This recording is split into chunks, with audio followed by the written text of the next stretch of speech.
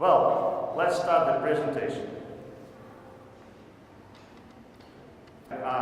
When you are designing, planning, analyzing, and trying to improve your supply chain, you have to answer a lot of questions like where to locate the facilities, what should be the inventory and sourcing policies, what if something happens in your supply chain, what to do, how your, let's say, internal logic of the supply chain objects influence the supply chain. So there are many, many questions you have to answer when you design your supply chain to make it effective and efficient. If you try to map the problems I just described to the level of abstraction, or in other words, what kind of details, which level of details you need to solve this or that problem, we will get the picture like that.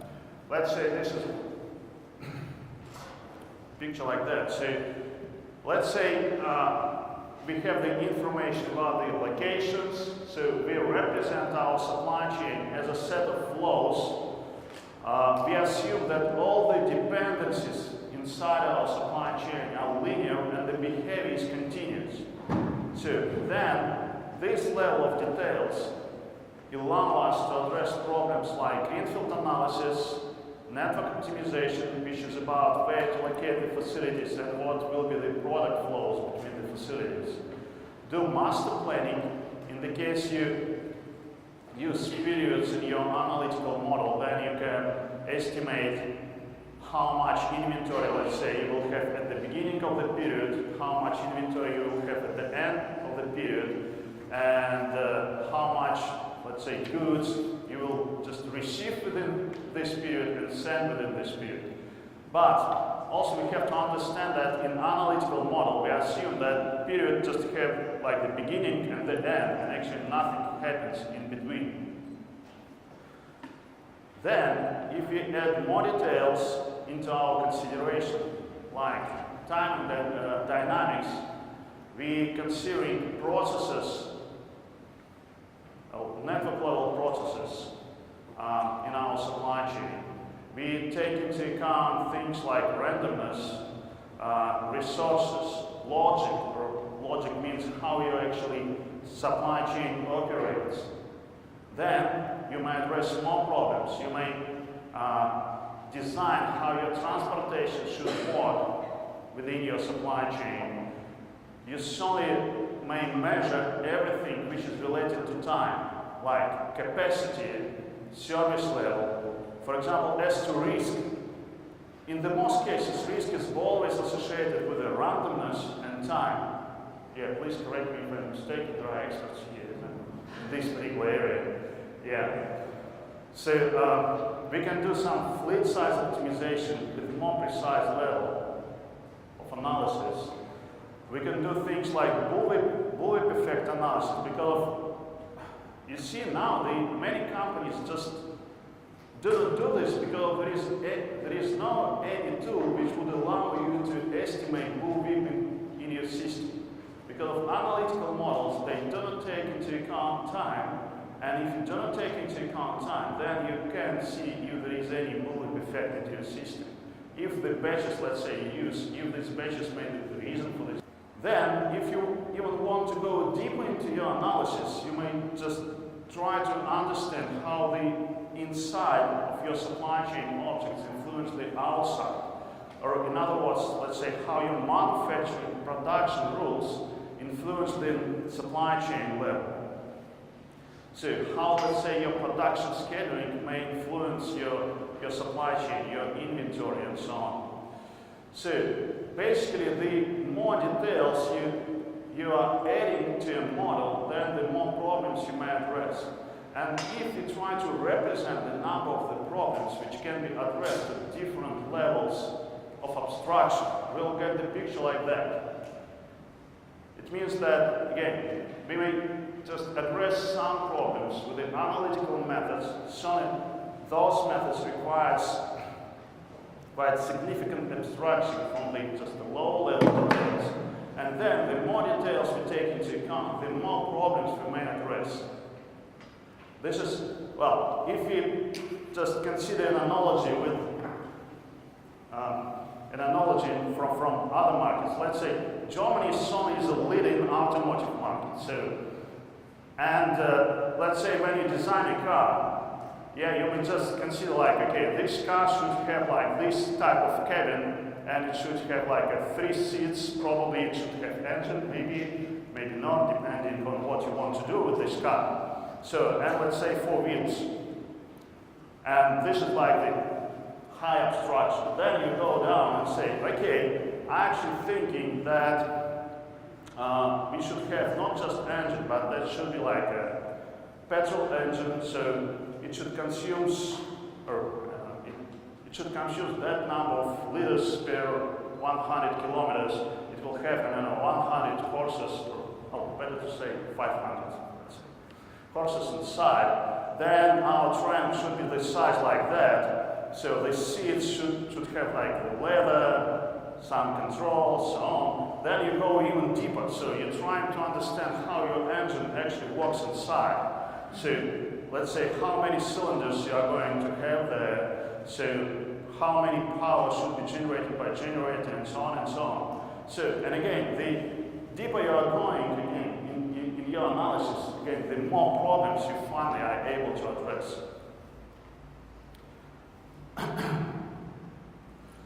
The methods which are commonly used to solve supply chain problems are the following: supply chain design problems are the following. First, Excel.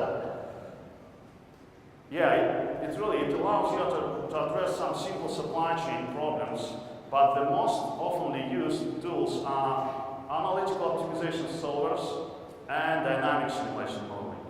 So I will not talk in this presentation about spreadsheet modeling, just because I think it doesn't make sense to teach you how to use Excel. It's a well-known product, and I'll focus on those two. If you are talking about analytical optimization, so the problems which can be addressed with those methods in sense of supply chain design and analysis, this is network optimization G3, again, which is about where to locate the facilities, what will be the product flows between the facilities, and what is the throughput of the facilities. And again, throughput isn't the capacity, and we will see this during the demonstration. And if you just want me to explain you what's the difference, so probably the easiest way to say, like, okay, if you like have, let's say, a box, and you put in this box like the maximum number of iPhones, that will be the capacity of the box.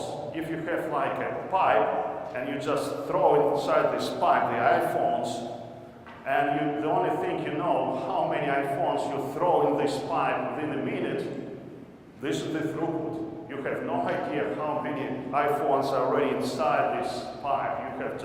You just know how many you throw inside, and that's all. So that's the difference. And when we are talking about warehouses, only you want to know the capacity. Throughput may make sense, some sense to you, but the real thing you want to calculate, even based on the throughput, is the capacity. So then you can do master planning. Master planning, again, this is about to do like the high-level planning for your supply chain. Let's say how many products you have to produce, how many products will be available at your warehouses at the beginning and at the end of the period, and how many you have to just ship within this period, and how many you will receive within the period. So this is what is called master planning. Also, in some cases, master planning also allows you to analyze the resources you will need per period, but again, only in the case you may represent this resource as a flow. Also, you can do some transportation modeling. One of them, this is fleet analysis, fleet size estimation. So, and if you just try to generalize that, basically with these analytical methods, we are trying to answer the question, what's the plan? Basically, what we are going to do. If you look at the, well, I used the screen is here, so that's why it's It's a bit high. Okay, so if you are talking about the analytical model itself, so if you have like the actual supply chain, and this is analytical model, what you do, you just, when you're a consultant and you're just trying to represent, let's say, your actual supply chain in terms of analytical model, this is the simplifications you have to do. You represent the time as a period, you represent the product as actually flows, you represent the orders actually as a demand, like aggregated one. You have a transportation which is measured, let's say, in cubic meters per kilometer or maybe kilos per kilometer. So, and for the facilities you have throughput. There is no way to take into account things like randomness, network level logic and processes, and solely inside for walls logic and processes. And what we should remember about analytical methods. Analytical methods allows to address large-scale problems, and this is a significant advantage of analytical methods over dynamic simulation modeling, because in dynamic simulation modeling, optimization always takes time. And, well, we will discuss this later a bit. But, on the other hand, analytical methods doesn't allow you to describe the reality of the supply chain. You always have to do simplifications from the actual supply chain. This is just one example of this simplification. You assume that the flow within the period is uniformly distributed. Let's say your period is 1 month, and within this period you receive, let's say, 300 units to your warehouse. If you represent this in terms of flows, it means you receive like 10 units each day. But we know this is not the real case, because usually you have inventory policy, you have lead time, so, and you're willing to receive like 10 units every day. You will receive probably 500 units every 5 days, or maybe 50 units every 5 days, or 100 units every 10 days. And again, it influences actually the capacity, it influences on the availability of the product, it influences the service level. So, but this is the price we have to pay to be able to use analytical methods. As I already said, there is no way to take into account real dynamics, randomness, and supply chain operating logic. And in some cases, we also have to understand that analytical methods, they're black box in a way. Because of, well, let's say you get a result with the analytical optimization, and you see this result isn't feasible. How to track, to understand what is the reason of this infeasibility? No way. As well as if you have like the high penalties as a result of your analytical optimization, how again to track what was the reason for those penalties? Again, no way. So, and in this sense, those analytical methods, they're black box. If you look at dynamic simulation methods, for what kind of problems they're being used? First, this is examination and implementation of the supply chain. So let's say you use analytical methods to find a solution or to find a configuration of your supply chain. The first thing you want to do, just to check the feasibility of it, or in other words, you're just trying to map this analytical solution into like a real world, but doing this with the dynamic simulation methods. Then run this dynamic simulation and see how your system actually behaves in time. So basically what you are trying to do with the dynamic simulation methods, in this sense, you're just trying to do the implementation of the plan. You want to see how this plan should be implemented in your actual supply chain. Then another thing, let's say you already have a supply chain, you do not plan to change any facility there, the location for the facilities, so you are happy with that. But you want to know what else you could do to improve the supply chain. in the most cases, or in all cases, supply chain managers, they always have assumptions what we could do with the supply chain to make it better. Maybe you can change the transportation policies, inventory policies, maybe some production scheduling. And dynamic simulation gives you unique ability to do this. You may just check what if you do this or that, will it improve the efficiency? If you change something within your supply chain, again, will it give you the result you really want to have? Another important thing, this is risk assessment. As I already said, again, risk is always associated with the randomness and time. And without those two things, the risk assessment still can be done in some sense, but only without taking into account those parameters, it cannot be just a precise answer.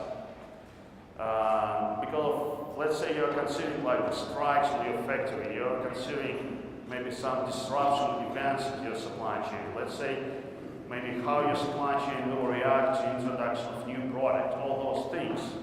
Yeah, they can be addressed only with the dynamic simulation modeling. When you just generate number of enter parameters or input parameters, run the model, collect the statistics as output of that model, and then use the statistics to make the decision about the risk assessment. How risky is your design? Well, it's only in different sense, because since in dynamic simulation model you may take into account much more details, then your risk analysis, again, may take into account much more details too. So, this is the problems which can be addressed with the dynamic simulation. And again, if you try to generalize all those problems, this is to answer the question, how to reach operational excellence within your supply chain. What you have to do with your supply chain to make it, again, effective and efficient. And how, basically, how it should work in the reality. But if you look at the model itself, dynamic simulation model, as I already said, it may take into account actually all the details of your actual supply chain. Time, products, orders, customers' behavior, market, any kind of resources, any kind of transportation rules. You can also model how your objects works inside four walls. This all is doable with a dynamic simulation. But at the same time, you have to understand this is simulation, this is not optimization. The difference is when you do optimization, you get the best result. Maybe this result is not feasible, this is another question, but this is the best one. At least within the just system of equations you define. In dynamic simulation modeling, the output is like a trajectory or the behavior of your system within a time. So you may look like how your inventory is changing over the time. You may look how your, let's say, investment into inventory is changing over the time. So you may look how your utilization is changing over the time. So many things becomes measurable when you use dynamic simulation, but at the same time you have to understand that, again, simulation does not mean optimization. And these are the things we have to remember about dynamic simulation modeling. Yes, dynamic simulation modeling allows you to describe all the details of your supply chain, including even one inside four walls. But at the same time, if you are talking about simulation-based optimization, the optimization engine is always an external part to the dynamic simulation modeling. So that's what we call black box optimization.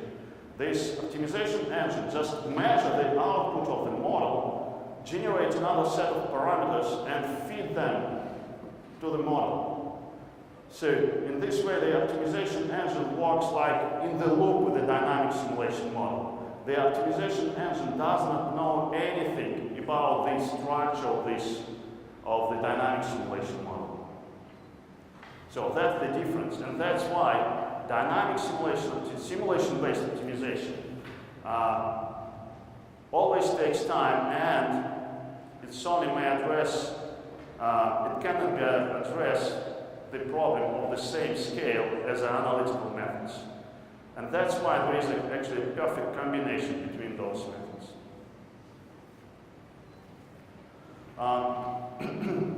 And another thing we also have to remember about dynamic simulation modeling. The more details you take into account, yes, so it may affect the performance of the dynamic simulation model. So basically, I want to say that you have to be very careful when deciding on the level of abstraction, the level of details you have to use, you want to use in your dynamic simulation model. So, if you come back to the pyramid I just described on the second slide, I think, and we try to map those methods we just described to this pyramid, you will get the picture like that.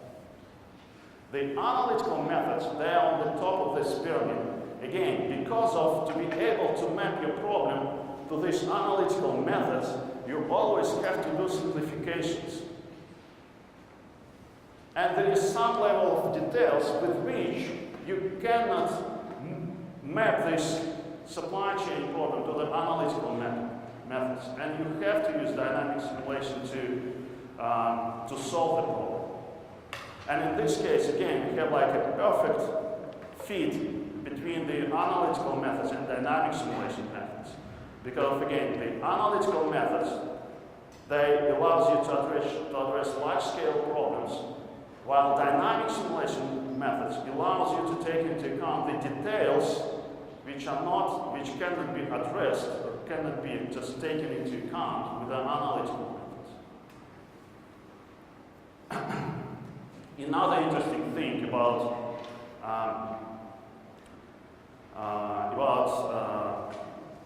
those methods.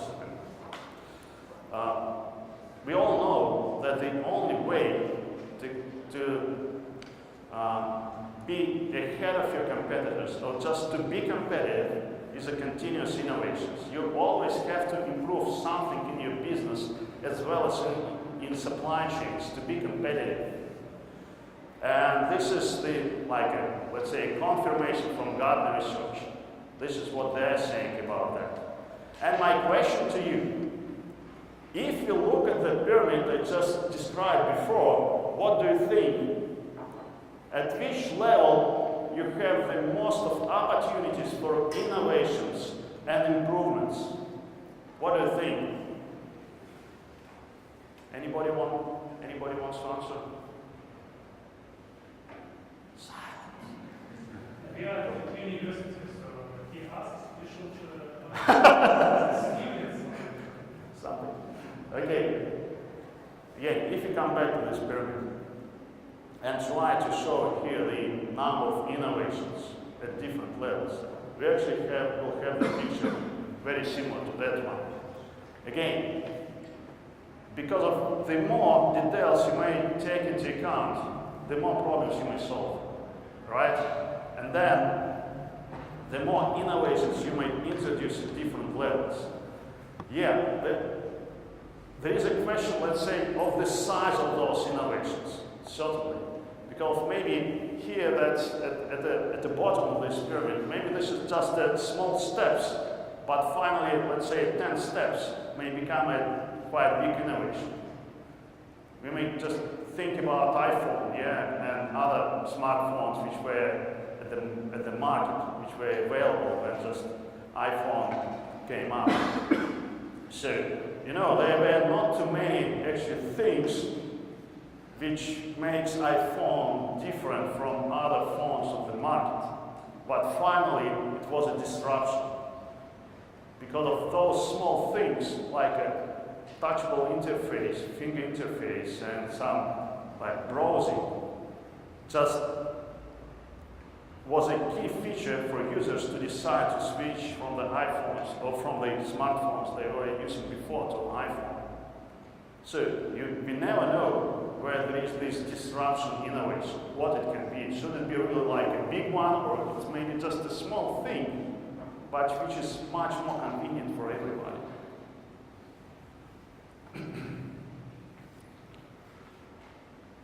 Yeah, let's just consider a couple of examples about using those methods.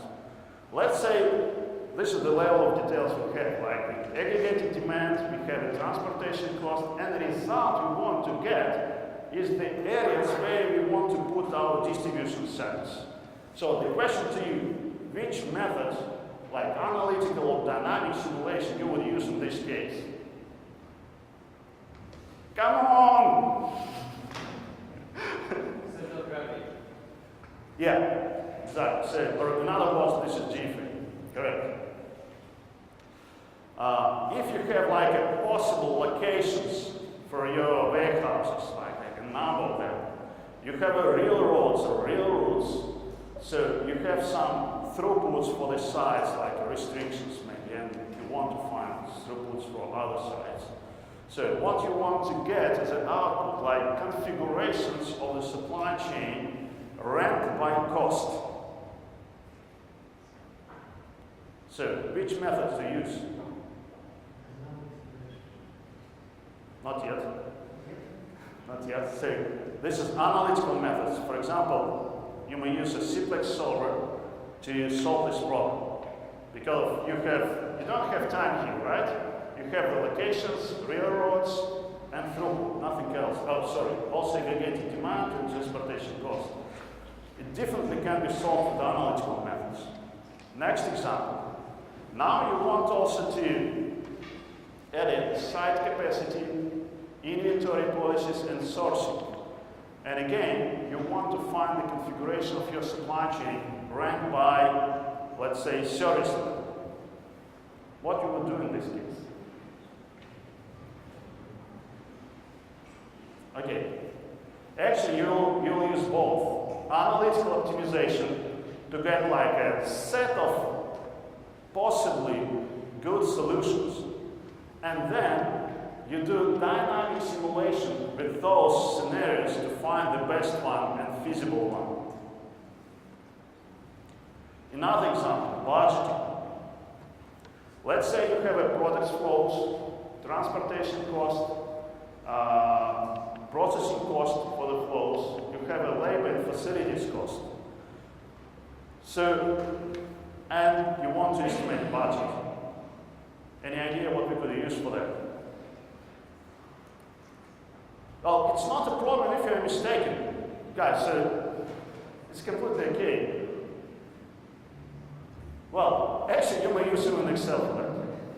No need for any special, fantastic, amazing technology, just Excel. But let's say you want to do something related to time-based cost. You want to do like the, you have like resources cost in your system, you have operating cost, handling carrying cost, so, and all these costs related to time. And you want to get this activity-based budget. Okay, allowance. So actually, there can be two ways to do this.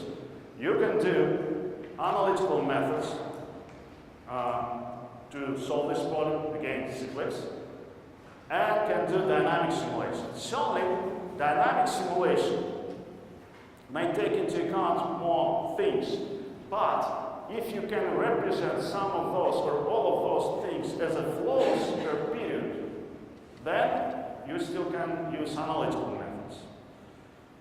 Now let's say you want to add here like a randomness, risk, resources sharing. I mean, let's say to produce something you share the resource.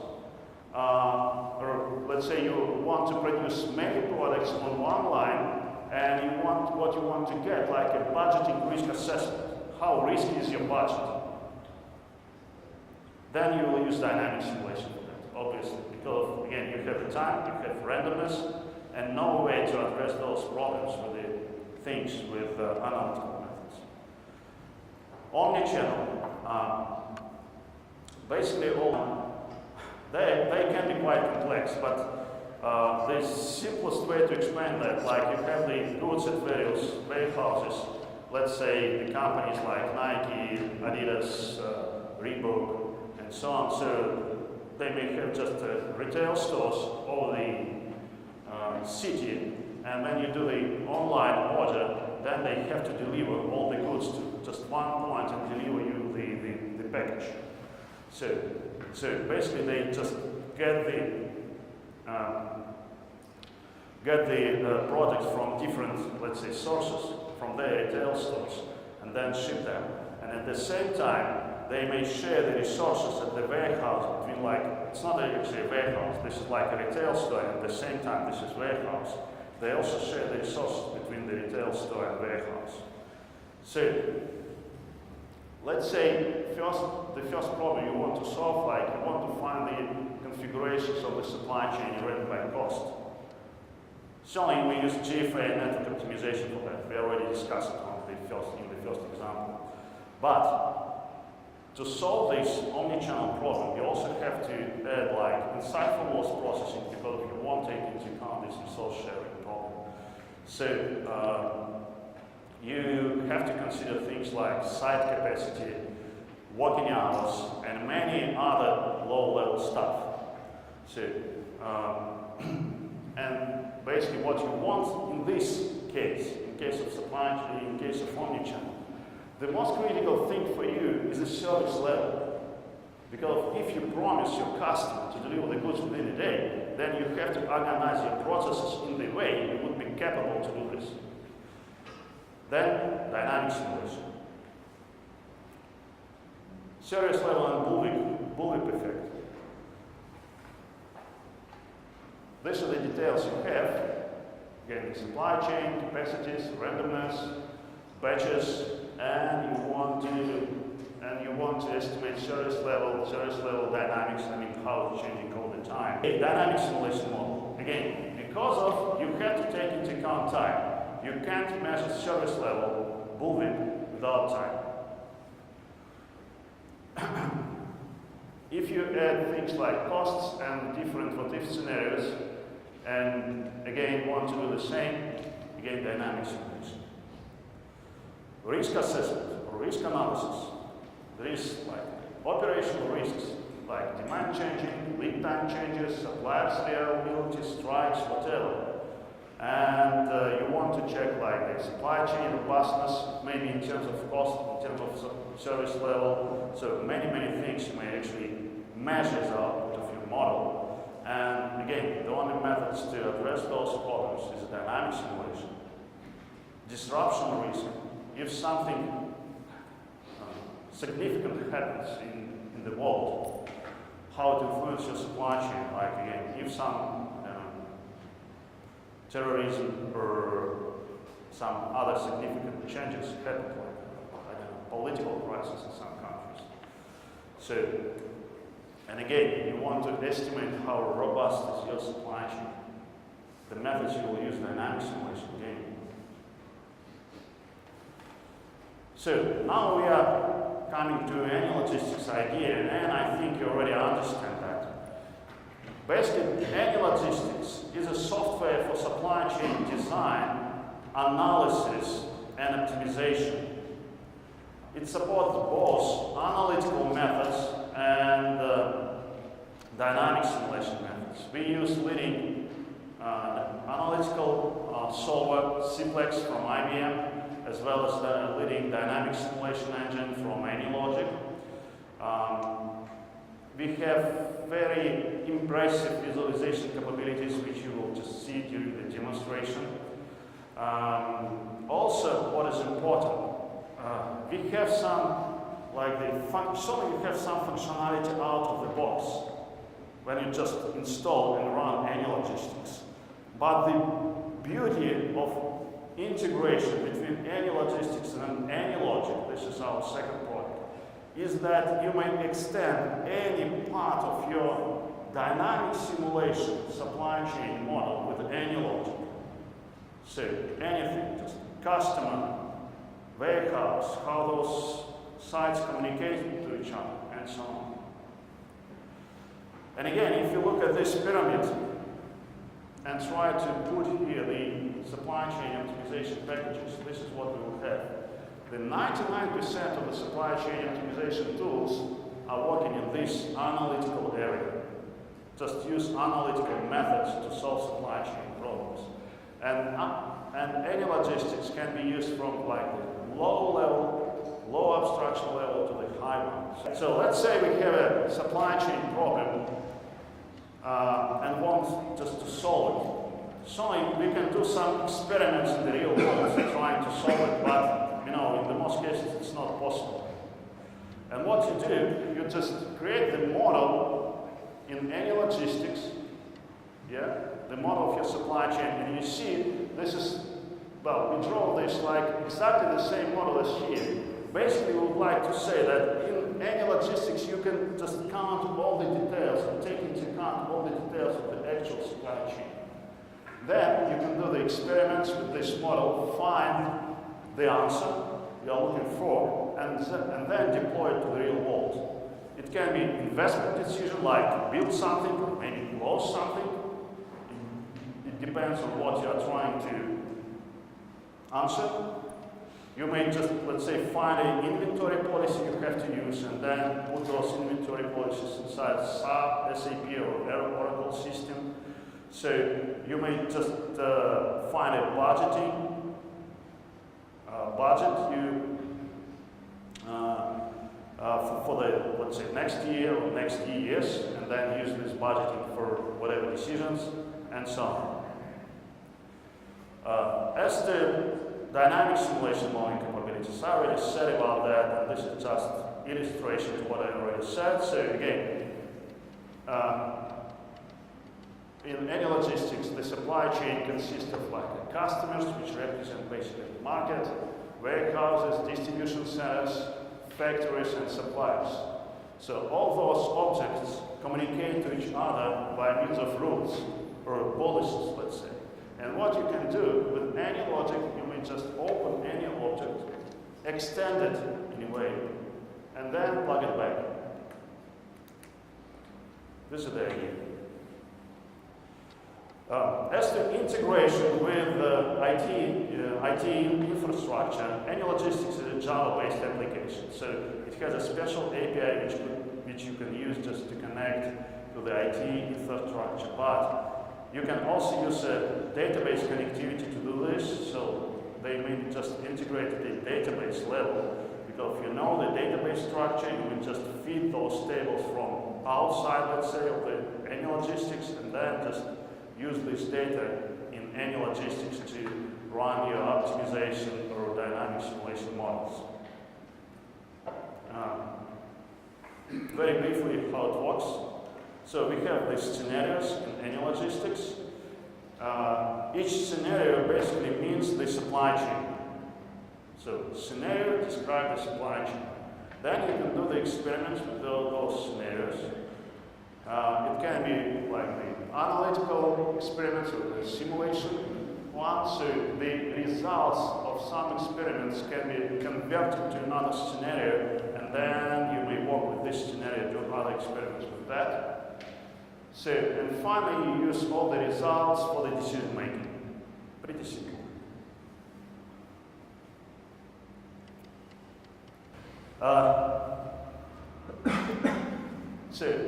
AnyLogistix integrates analytical and dynamic simulation methods for the precise end-to-end supply chain analysis.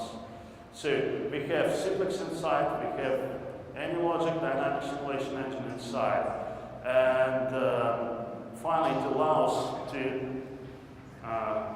represent the actual supply chain with a level of details you want or you need. Modeling inside four walls. Again, thanks to dynamic simulation modeling methods, so you may describe how your supply chain works inside four walls, how your warehouse is operating inside four walls, how your production works inside four walls, what is your market. Actually, you may describe the logic behind your market, the dynamic simulation model of your market, again, if you want to do this. It's extendable with AnyLogic Professional. You may just open any component of AnyLogistix with AnyLogic Professional, extend the logic, and plug it back. Visualization, well, I won't tell much about that, you will see, but capabilities are very powerful. And the last but not the least, thanks to dynamic simulation, you may measure everything in your supply chain. we have a bunch of statistics which are available just out of the box, and you also can add your own there. So basically everything is measurable. It's not only just cost. You may measure again service level, you may see the inventory statistics, utilization, you may just calculate various ratios and so on and so on. So everything is measurable. Well, the next is demonstration. Thank you.